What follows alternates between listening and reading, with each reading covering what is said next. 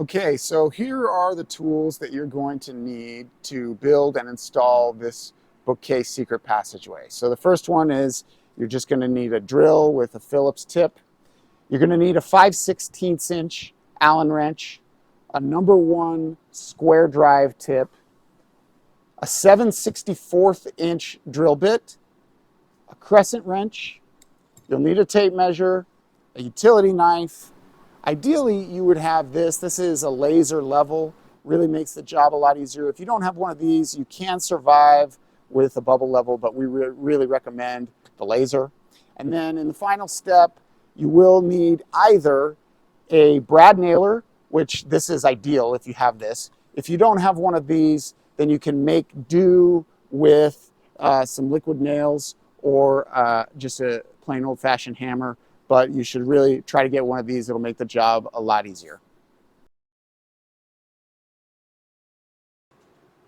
Okay, so now we're actually going to start with the assembly of the secret door. And we're going to start with the frame. So the first thing that we're going to do is establish what side we want our secret door to be hinged on, right or left. So when you look at your tabletop surface, it is going to represent the wall that you would be looking at if you were inside the secret room. So we're gonna, if I want the hinge to be on my right as I look at it from inside the secret room, then I'm gonna take this long piece, which is unique among all the pieces because it's got this little rabbit cutout. I'm gonna put this on my right. And if I wanted it to be hinged on my left when seen from inside the secret room, I'm gonna put it on my left. Since the camera's on my right, I'm going to put it on my right now. And then I'm going to take this little square right here. And if you look at this square, you'll notice all the surfaces are edge banded except for one. There's one surface that's not edge banded. And so the non-edge banded surface is going to be screwed to the non-edge banded surface of this frame piece. And it's pretty hard to screw up because it's ambidextrous. Most of the parts are. But this is one that you have to be careful that you orient the holes correctly. So you'll notice there's 5 little holes on this square, and you want the holes, they're not centered, and so you want to make sure they're biased towards the opening side. So because this is on my right, the holes are going to be biased to my left. That's how I'm going to orient it. So the holes, you'll notice, are this way. So I'm going to put it like this, and now I'm going to screw these together. So in order to screw these together, I have to flip this piece over like this, and I'm going to use the long finish screws. So these, of all the screws that you got, these are the long skinny ones that you drive with the square drive. But in order to protect the wood and keep it from splitting, we're going to use a 7/64 inch drill bit before we drive the screws. So we're just going to orient this piece like this. We're going to pre-drill 7/64 in here. We've got that pre-drilled, and then we're going to take our #1 square drive fastener, which is required to drive the finish screws. And we're going to take the long finish screws, and we're just going to put them in here, and we're going to screw these together so that the heads are just flush. Don't screw it any deeper than flush. You just want the top of the head to be flush with the wood. Okay, so now we got the first step done. So now this is the bottom, by the way. And so now I'm going to go over to the other end of the table and I'm going to work on the top. So this piece is unique because it's got this kind of notch in it. And then there's this other piece that it's just a rectangle, but on one side it has 6 holes and on the other side it does not have holes. So I'm going to orient this piece so that the notch is on the same side as the notch on the vertical frame piece. So you'll notice this piece, it's got the same rabbit on the top, and so this non-edge banded surface is going to go against the rabbit here. So I'm going to be connecting it like that. But first, before I do that, I'm going to connect this rectangle piece to it, and I want the rectangle piece so that the holes are up where I can see them. So I'm going to orient it so that the non-edge banded surface is against the wood of this piece and where the holes are visible. And so I'm going to connect these like this. But just as before I had to pre-drill I'm going to do that as well. So to give myself access, I'm going to kind of rotate these up just a little bit like this. And if you have two people, it kind of makes this a little bit easier, but I'm going to do it with one, so you could probably do it with one as well. So I'm just going to kind of hold the pieces here together the way I want them. I'm going to make sure that the ends meet, and then I've got my 7/64 pre-drill, and I'm just going to pre-drill each one of these holes, make sure that it's flush here before I pre-drill the next one. So I'm going to just work my way down, make sure that it's flush, pre-drill the next one.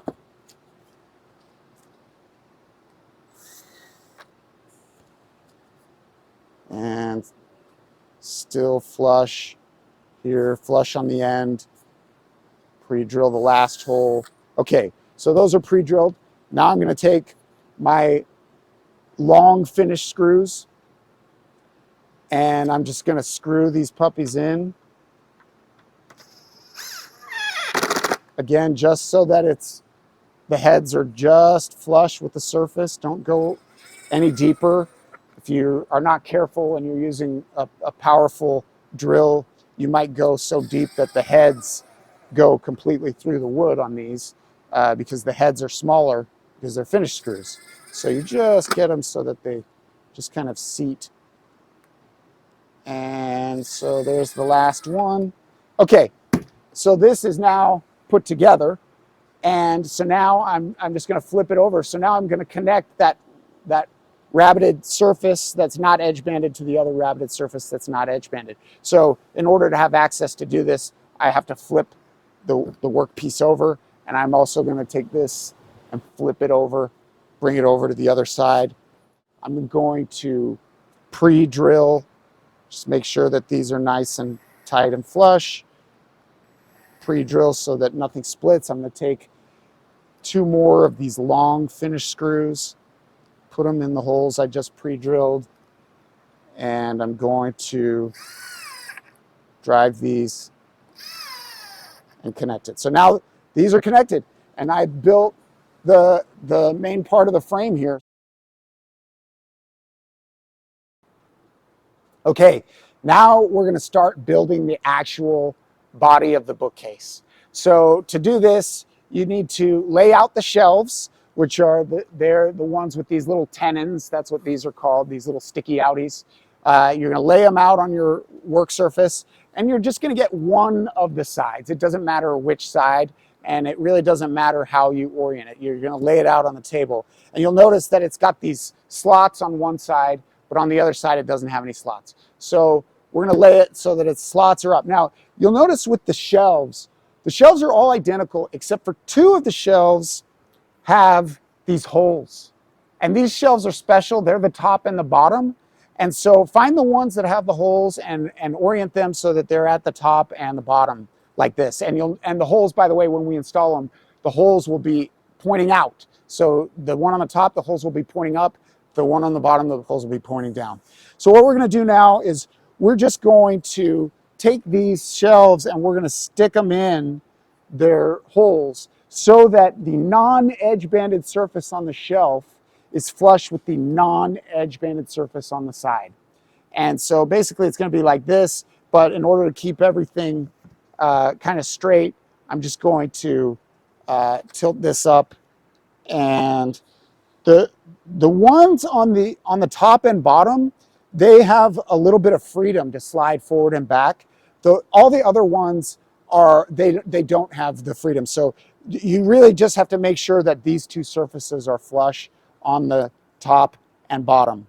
And so what we're going to do again is we're going to pull out our 7/64 inch drill bit, and we're going to use our long finish screws, the square drive finish screws. And so I'm just going to find my square drive head, put that on, and I'm going to start drilling and screwing these together. Okay, so the first one here, just going to put this here.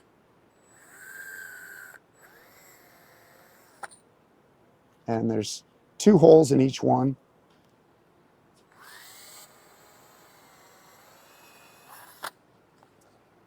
And I like to actually drive the screws on the first one because it helps it all kind of stay together while I'm doing the rest.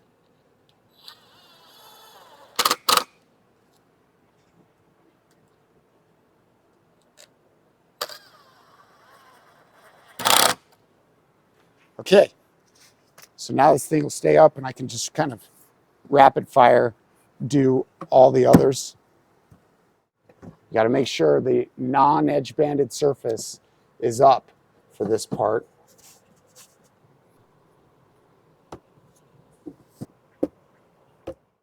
Again, for every one that we screw, we're just going to run our finger across this and make sure that this is flush. This one's not quite flush, so I'm just going to give it a little pop with the palm of my hand. And I'm just going to go through and pre-drill them all at once.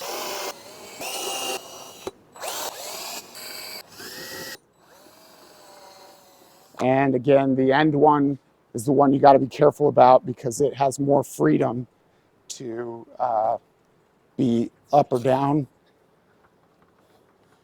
There we go. Now it's flush.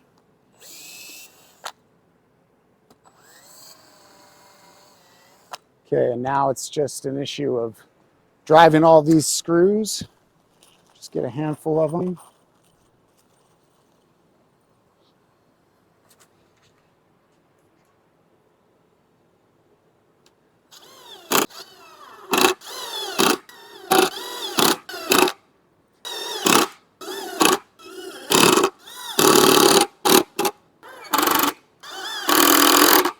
Okay, so we got one side in.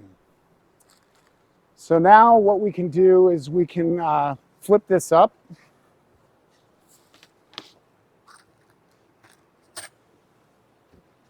It's kind of a part where it might be nice to have two people, but you can do it alone. We're going to take the other side now. And this would actually be easier if I took this off and put it on the floor. But I'm probably just going to make do like this so that you can see it a little better. Line these guys up. There we go. Now, I'm just going to get up on the table because it's easier than putting this thing on the floor. But again, same drill as before. We got to make sure that they're flush. The non-edge banded surface has to be flush with each one before we pre-drill it.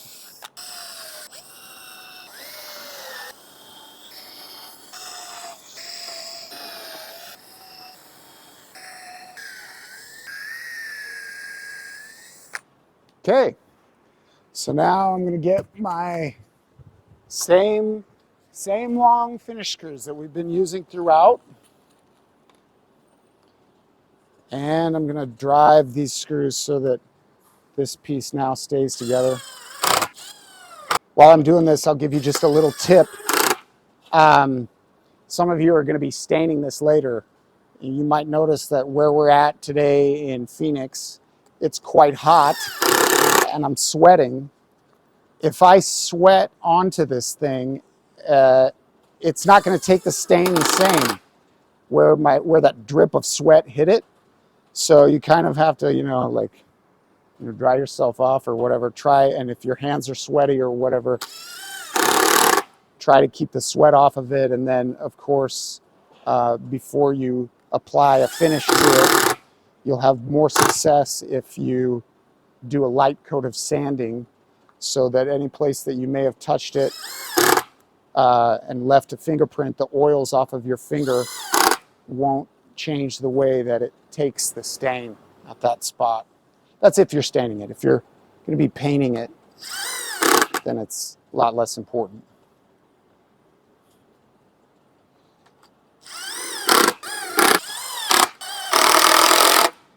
Okay, body of our bookcase is built. So we want to have the edge banded surface up now. So this is the front of our cabinet. And so we're going to take these these channels, and they're going to go down over. You'll notice that those top and bottom ones, they're sub flush now. These are all flush with the sides, but the top is not. And that's because this piece goes over it like this. So you just kind of plop it on there. And again, we're going to make sure that it's flush. And we're going to try to make sure it's flush at the bottom as well.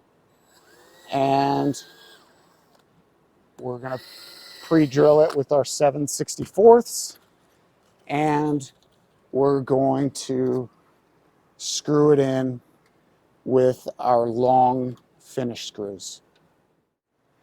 So now we have almost the whole body of the bookcase built.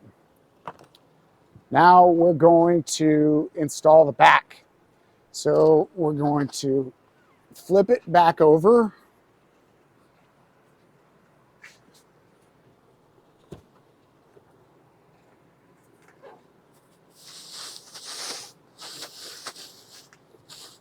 And we have our back panels here. We're just going to lay our back panels out. Now, when you lay these back panels out, the back was cut out of a single sheet of material. And it looks nicest and will also even fit together nicest if you find where the grain pattern matches up and orient it the same way as it came when it was a single piece of wood. And so that's what I've done here. If you look at this, you can just kind of see the grain lines up. And so this is going to look good.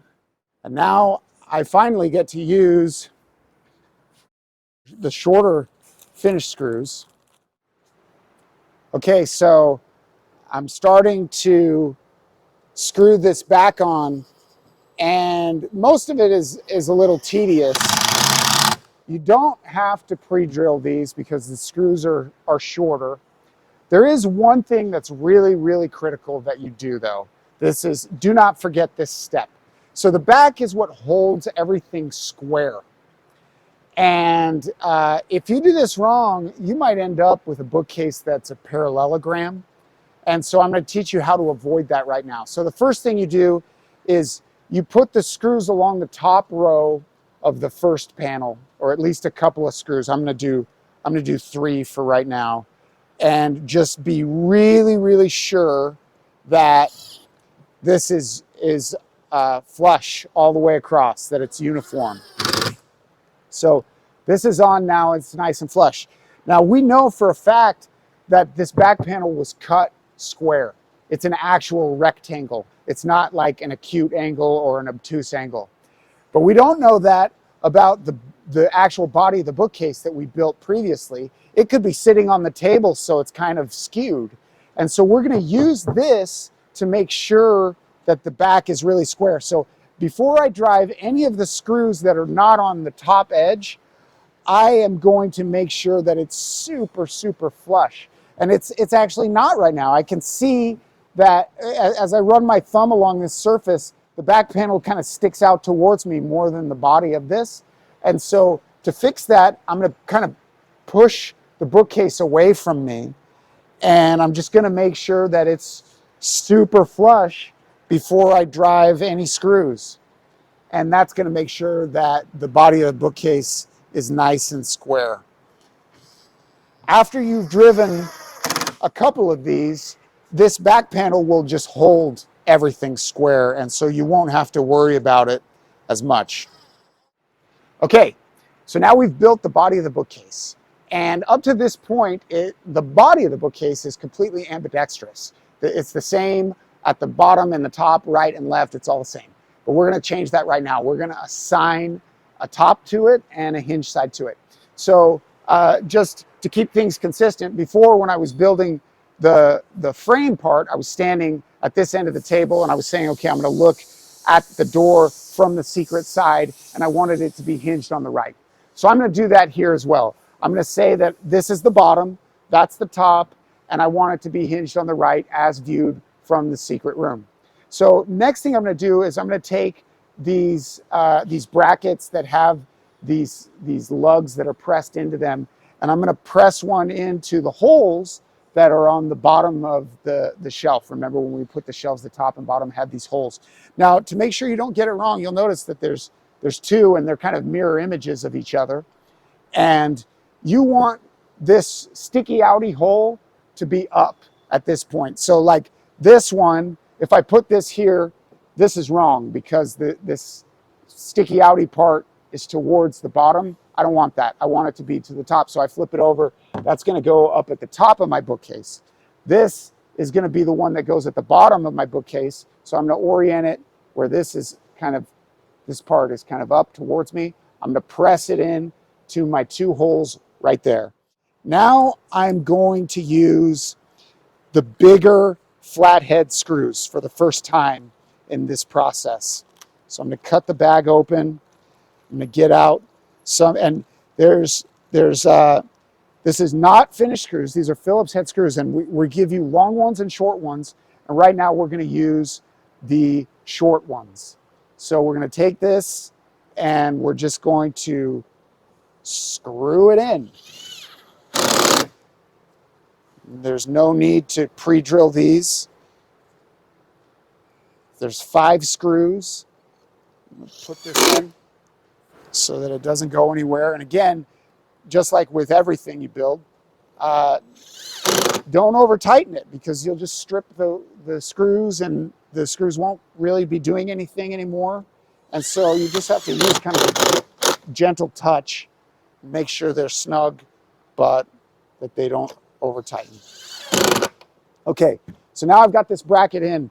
Now what I'm going to do is I'm going to take my long tube and I'm going to insert it into the non-threaded hole. There's 2 holes in this thing. This one is the threaded one, this is the non-threaded, and the tube only fits into the non-threaded. So I'm going to put it into the non-threaded hole, and you'll notice that there are 2 of these clevis pins that came with this. The long one is the one that goes at the bottom. So I'm going to align my hole to this, and I'm going to take this clevis pin and I'm just going to press it down through the hole here and press it in. That's good enough. Now I'm going to take my remaining big bracket and I'm going to push it into the holes where the lugs are, like that. But actually, you have to kind of put it into the tube at the same time. So put it in there like that. And now I'm going to take my shorter flathead Phillips screws and I'm going to screw it into position. And now I just have this funny little bracket and I've got the shorter linchpin left. So this little bracket, it has the big hole going through it, but it also has a small hole going through the big hole. And if you look at one side of it, it has what's called a counterbore in it. So the hole is kind of enlarged on one side. And I'm going to have you orient it so that it goes over the tube, so that this lug goes into the slot in the bracket that's already there, and so that the counterbore is up. So I just put it on like that. And now I'm going to take my short linchpin and I'm going to line my short linchpin up. And you might need a hammer for this part. This bracket kind of rotates in its slot, and to make it fit, you're going to have to kind of lift up on it and give it a few little taps and get it in there. It's kind of hesitates to go in there, but you can get it in. There's a unique screw that is a one of a kind in this packet. It's this socket head cap screw, and we're just going to put it in here into this hole at the top, just sort of finger tight for now. Before we completely get done with the bookcase, we're going to take our 2 set screws. So these are basically like the hinge. And so one of them goes down and the other goes up. You'll notice that one of them has, one end of each of them has a hex so that you can actually drive it. And the other end is round. The round end is the end that goes into the bearing. So you're going to thread it from the inside. And for now, we're just going to do it with our hands thread it in so that the round end is at the bottom, and then the other one that I'm going to do up at the top, I'm going to do it so that the round end is up at the top. So when I go to hang these, it's going to be easy to set them into their respective ball bearings. Okay, so now we're at the part of this where we actually get to start installing stuff onto the house. But before we install anything, it's very important that you double check your opening size. So here we have just a sort of a temporary mock-up of an opening that imitates the opening that you're going to have at your house, where this surface represents your sheetrock that you're going to have, and you're going to have exposed 2x4s here, just like we have. So before you get in a rush to install anything, it's critical that you check to see how plumb and level and straight your opening is. Because if you install this secret door in an opening that's bad, it's never going to look good forever. It's much better if you take the time, which we know is probably going to be a pain in the neck, but you take the time to make sure that you have a good opening. So the things that you're looking for is primarily you want to make sure that the vertical members of your opening are straight up and down. Now, a lot of people use a little bubble level like this, which is not ideal because number one, it's really hard to tell if the bubble is actually in the center of the bubble level, but also it doesn't tell you very well if there's a bow in it. And that could be a problem, you know, like if this had a bow in it, you might read like this up here and here in the middle and here at the bottom. But if you only took one read in the middle, you would think, oh, well, this opening is perfect, but that's not necessarily the case. So it's much better if you have one of these. These are not terribly expensive tools, and they're useful for a ton of stuff, not just hanging doors, but for doors, they're almost indispensable. So I'm going to turn this one on, and I'm going to shine the laser here on the edge. And you can see this one is currently not exactly perfect, but it's really quite close. And before I turned on the camera, I stuck this on and it was actually totally terrible. And you wouldn't have thought that this floor was so terribly out of level, but I put a full 1/4 inch shim in, and that's what it took to get it to look like this. So it should be within about a 1/16 of an inch of being perfectly plumb in this direction.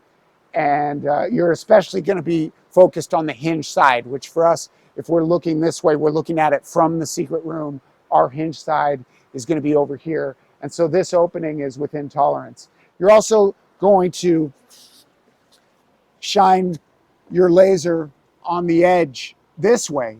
And you're going to make sure that the opening isn't canted forward or back. And you're going to do the same thing on the other side of the opening. And this is really important. If both sides of your opening are canted a little bit forward, it's not the end of the world. Your secret door will still work. But if one side is canted forward and the other is canted back, it's not going to look good. It's not going to close right. It's going to be a problem. So you might have to knock some framing around or do what you got to do to make sure that these are plumb this way. And also you're going to want to make sure that your floor is level.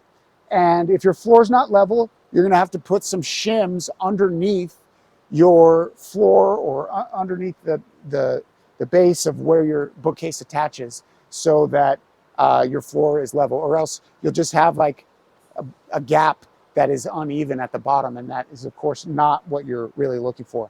So this opening we've decided is good, and so now we're going to take the frame that we built earlier and we're going to screw it to this opening. So I'm just going to grab it here and I'm going to set it down. I've got my assistant here that's going to help me. And because now we're into the phase of this project where it's kind of a 2-person job. Okay, so now we're going to grab a drill here. Now we finally get to use our long Phillips head flathead screws. So I'm going to start by drilling the hole that's here. And we want this edge banded surface to be flush with the edge of the wall. So if you are going to be adding a sheetrock layer here, you kind of want to space that out so that this edge is going to be flush with that. So we're kind of assuming here that our opening is finished, and so I'm going to line it up so that it's flush. So I'm just going to put this screw in here.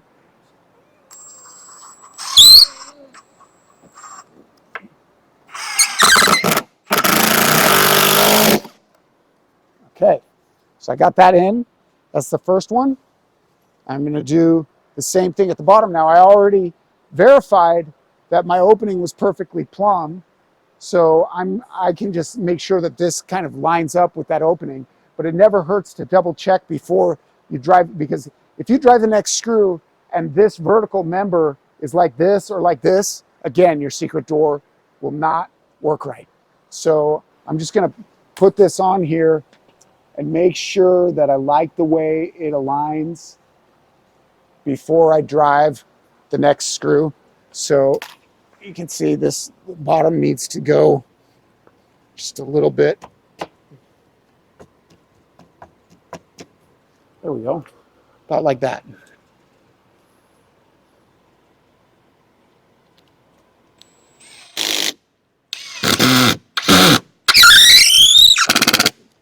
Okay, now I've got the first two screws in.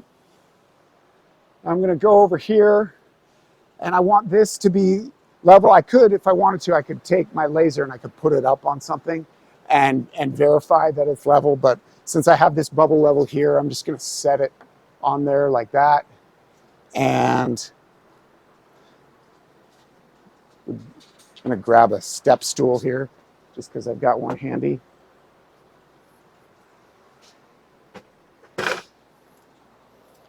Get the next screw in.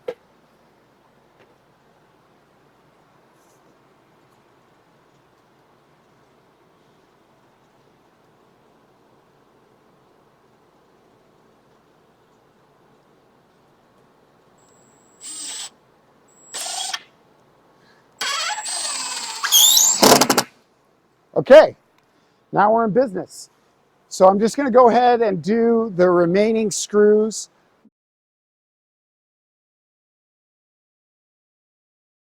One of the beauties of a secret door like this is that the hinges are adjustable, which is, you'll find it will be really important. This little ball bearing holds the weight of the secret door, and it sits inside of this pivot set. And we have some adjustment screws that enable you to make adjustments to move this around as needed. So the adjustment screws are these guys right here. They're hex head bolts. And so right now I'm just going to take these and I'm just going to thread them in partially. Now I've got my two pivot sets. They kind of look like this. And so now I'm going to attach this to my frame. And for that, I'm going to use these little screws. These are the only screws in this whole thing that are not flatheads. So the only wood screws anyway that are not flatheads. These are panhead screws. So I'm just going to attach the pivot set to this square here. And I'm just going to tighten that. And again, don't over tighten. You don't have to over tighten anything in this whole assembly. You just do it till it's snug. Okay, so now we're at the fun part. We get to actually hang the bookcase. Now you may remember previously I had you just thread this in just a little bit. So you're going to thread it just about so that the threads start to poke out of the bottom of the bracket. So the round part that has no threads will be sort of fully out of the bottom of the bracket, but you don't want to go really any deeper than that. And we're going to take this round part here, we're going to stand the door up, and we're going to tilt it in so that that round part goes into the ball bearing. So I'm going to have Todd come and help me. This is definitely the part where you need a helper. So fortunately, this is really not very heavy. I'm probably only holding 30 or 40 pounds right now. So Todd has the bottom.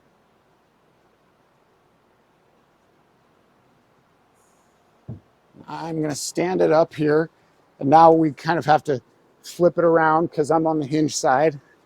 So got it like this. And we're just going to tilt it in.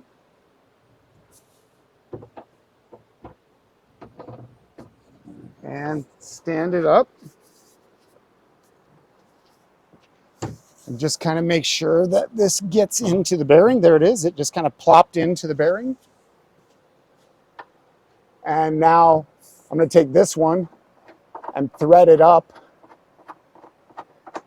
so that it gets into the top bearing.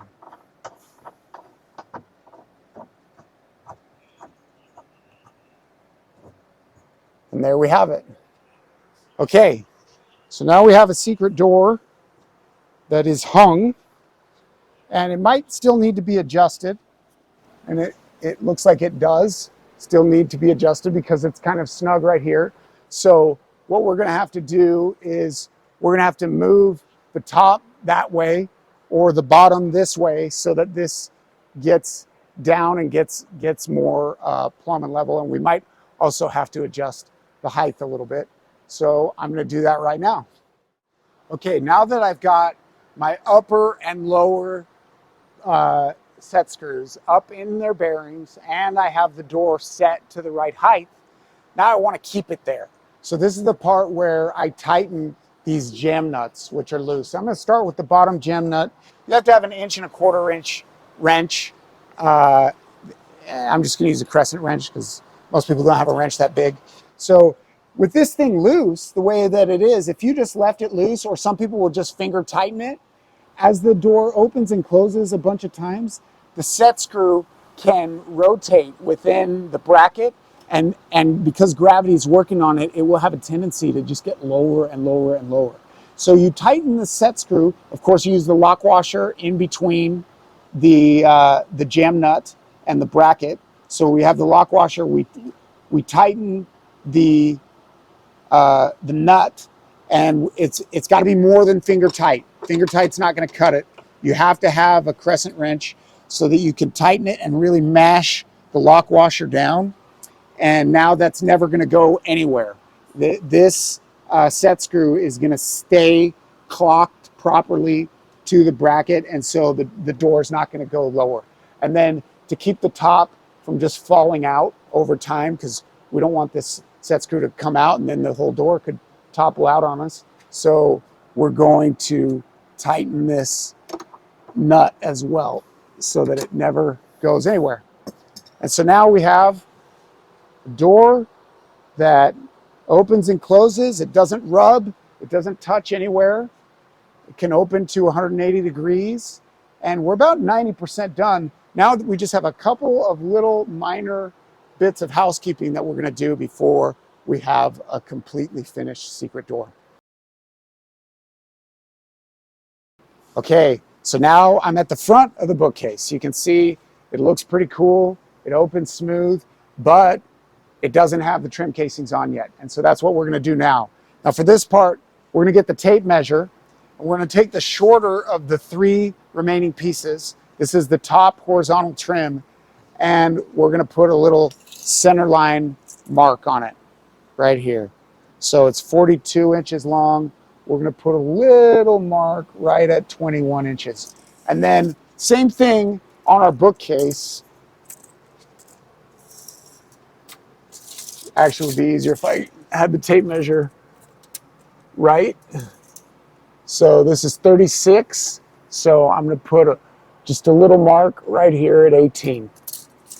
Okay, now I'm going to take my horizontal piece and I'm going to line up my marks here. And now I'm going to put a mark on my wall at the outside edges of where this goes. Okay, so now I know where my outside edges are. And I'm going to put the short one back, and I'm going to get the long ones. And I'm going to place them against the wall so that they align with the mark I just made. And I'm going to, because I have a brad nailer, it's way better to use a brad nailer. And so I'm going to line this up, and actually, you know what, just to be really careful, I made that mark a little bit too high. And so I'm going to line it up like this, like that. And I'm going to make my mark just a little bit lower.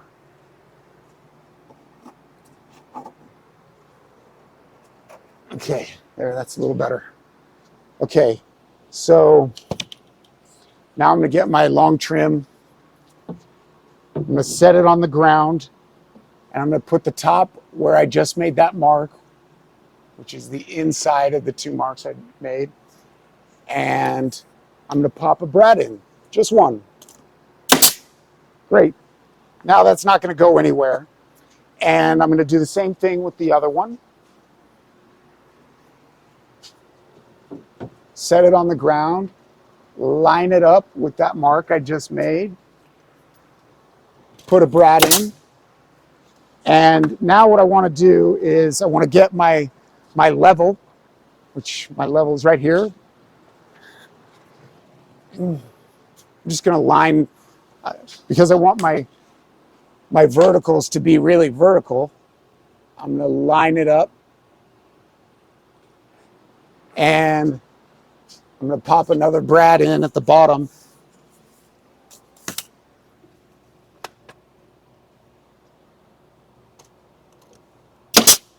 I'm doing the brads towards the outside because I want to secure this to my wall, not to my door, obviously. And I'm going to move my laser over here.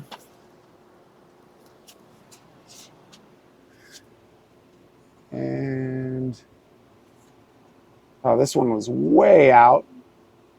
So it's a good thing I got my level.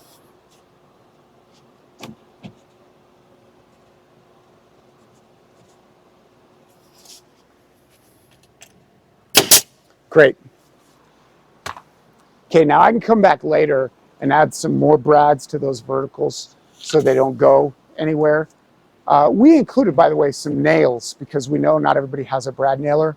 And so you can use some of the nails, and you can do this by hand. And when you get the nail almost flush, you'll have to use like a punch set so that you can get the head of the nail sub-flush, and then you can putty over it so you don't see the nail heads.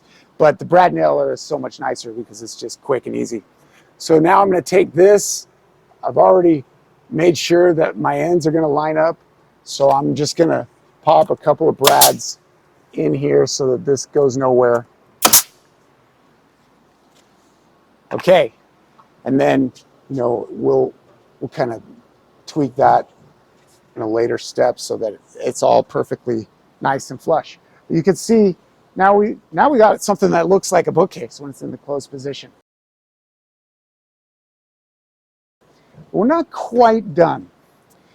So bookcases in particular, bookcase secret passageways, have a problem where when you load the shelves with weight, they perform differently. So they have a tendency to try to want to sag on you, and not just sag, but they also warp when you add weight to them. So if I was to add 50 or 100 pounds of weight to this, I could expect that the front would come forward and the bottom would kick back, and it wouldn't look as good when it's closed. And so what I'm going to do right now is I'm going to get a couple of barbells, and I'm going to actually put them on the shelf right now. And you might not have barbells, but you could load up your shelf with whatever you're going to end up putting, however much weight you're going to put on it.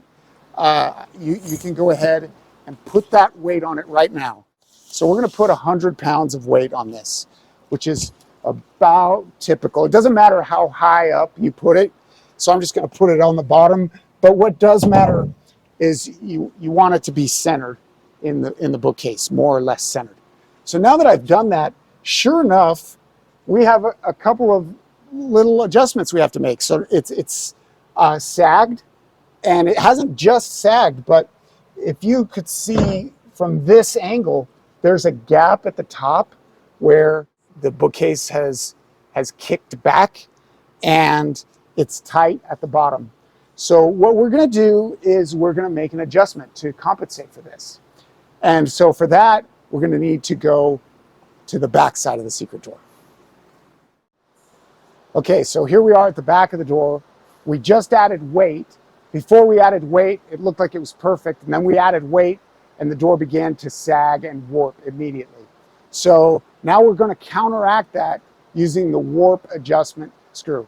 So this is where you're going to use that Allen wrench, and this screw that we had you put in a previous step, it takes the warp right out of the door. So because it's warped, two things are happening. One is it has a gap where it closes up against the trim casing on the front, and also now it's rubbing at the bottom, and you can kind of see like this, when I push on this, it's because it's ever so slightly rubbing.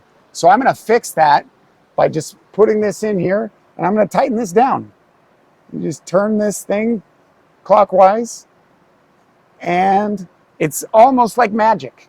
It's going to fix everything, and you maybe don't have to go all the way. You just have to put in a little bit of tension, and now it's smooth as butter, and it's not rubbing anywhere. And if I go around to the front, it's closing at the bottom and the top at the exact same time.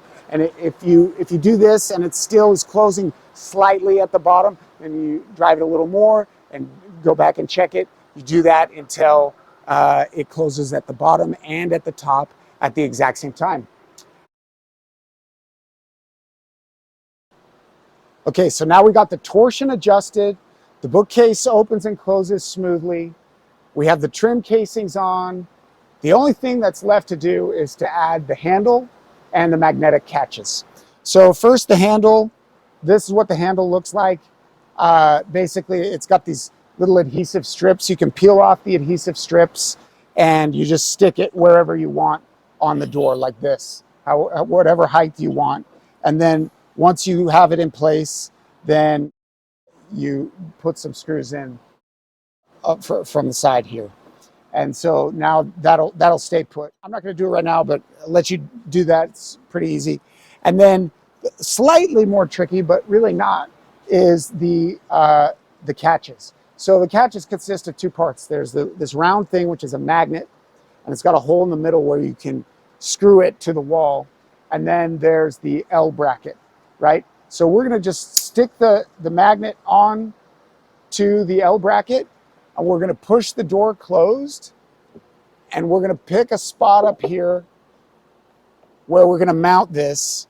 And so we're going to make sure it's closed tight, and we're going to mark where we want the holes to be. And also I'm just going to mark a semicircle here where the magnet goes. And now I can take this away and I can pull the magnet off, and I've got these little tiny flathead screws that came with the magnet.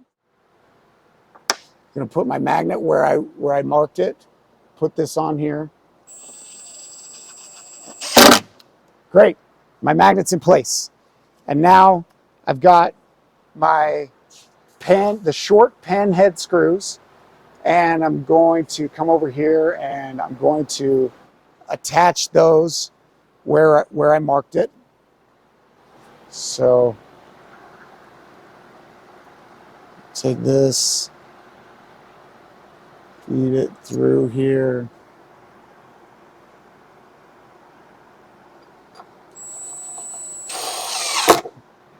Just make sure that I got that in the right spot before I do the rest. Boom, look at that, beautiful. So the magnet holds it on. So I'm just going to do the others. I'm just going to do one more right now.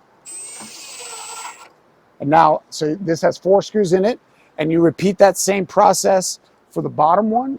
You just pick a spot, get this magnet screwed on to the bottom, and that way when the door closes, the magnet at the top and the magnet at the bottom will both grab it, and it'll feel really nice and secure when you're putting books on it and taking books off. And then you're done. You've done it. This whole process maybe it might take you, if you're really quick, you might do it in 2 hours. If you're slow, it could take you 3, maybe 4, but certainly in a half a day, you could get this thing accomplished and you'll have a fantastic secret door. Thank you so much for trusting the Hidden Door Store with your business.